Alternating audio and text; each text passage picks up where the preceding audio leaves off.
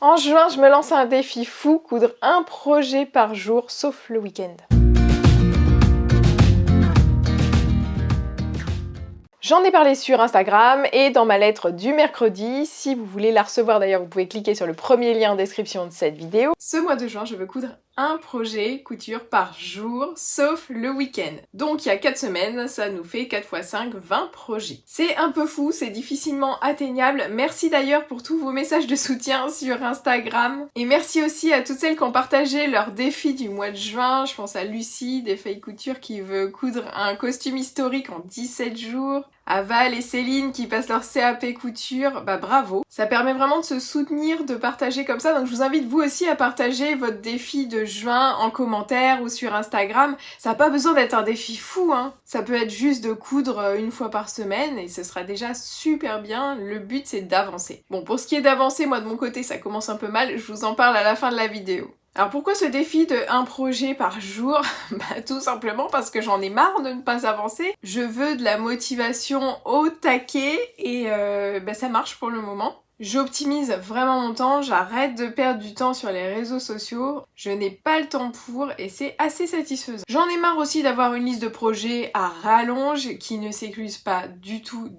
Donc j'espère bien que ça va bouger. Et puis la troisième raison, c'est que je ne vais pas coudre pendant 2 mois puisqu'en juillet et août, enfin jusqu'à mi-août, on sera en France avec un accès très limité aux machines à coudre et aux fournitures et le but c'est de faire vraiment une pause et de profiter avec tout le monde, la famille, les amis. Là ce sera la pause couture, donc c'est pas grave si j'ai une overdose là juste avant, au contraire ça me fera tenir jusqu'à septembre. Donc je pense que l'objectif vous l'avez saisi. Alors l'idée c'est pas de surconsommer du tissu, je vais utiliser beaucoup déjà de tissus de mon stock et puis je vais utiliser des tissus que je dois recycler, donc il va y avoir pas mal d'upcycling quand même dans le lot. Le but c'est pas non plus d'avoir une garde-robe qui déborde de vêtements, je vais coudre des projets pour moi, je vais coudre des projets pour mes enfants. Alors il est vrai qu'il y a beaucoup de projets, notamment dans la formation le top du top, qui me font coudre beaucoup de tops et effectivement j'ai pas besoin de tout ça, donc je garderai mes préférés et j'imagine qu'à un moment j'irai les donner à une friperie solidaire.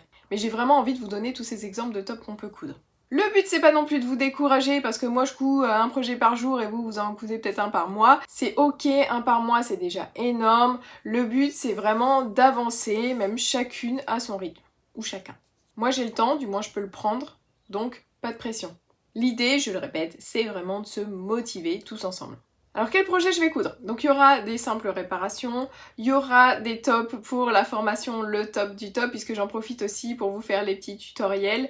Donc là la formation c'est presque terminé mais j'en ai encore pour cette semaine et sûrement la semaine prochaine. Pour en savoir plus sur cette formation, vous avez le lien en description de cette vidéo. J'ai des vieux projets qui traînent comme ce body artisan que j'ai depuis 1 an et demi sur mon étagère, va vraiment falloir le coudre. J'ai des projets de cœur comme des vêtements et des accessoires pour aller au festival Tomorrowland cet été. Je vais coudre aussi des maillots de bain pour ma fille et pour moi et je vais reproduire des shorts de mon fils, entre autres. J'en profiterai parfois pour me filmer et pour vous faire des tutos. Pour suivre tout ça, abonnez-vous si ce n'est pas déjà fait. Et vous pouvez me suivre aussi sur Instagram, je vous fais un bilan quotidien. Ça va être fun. Et à la fin, je vous ferai bien sûr une vidéo bilan sur YouTube. Pour l'instant, on en est au jour 3 et j'ai déjà dû faire face à 2 difficultés. 1. Le stress. Ce défi, il est quand même difficilement atteignable en maintenant mon quotidien tel qu'il était. Donc ça demande de bouger des choses. C'est pas super confortable. Et donc la première nuit, j'ai pas bien dormi. Je n'ai pas réussi à m'endormir avant 3h du matin.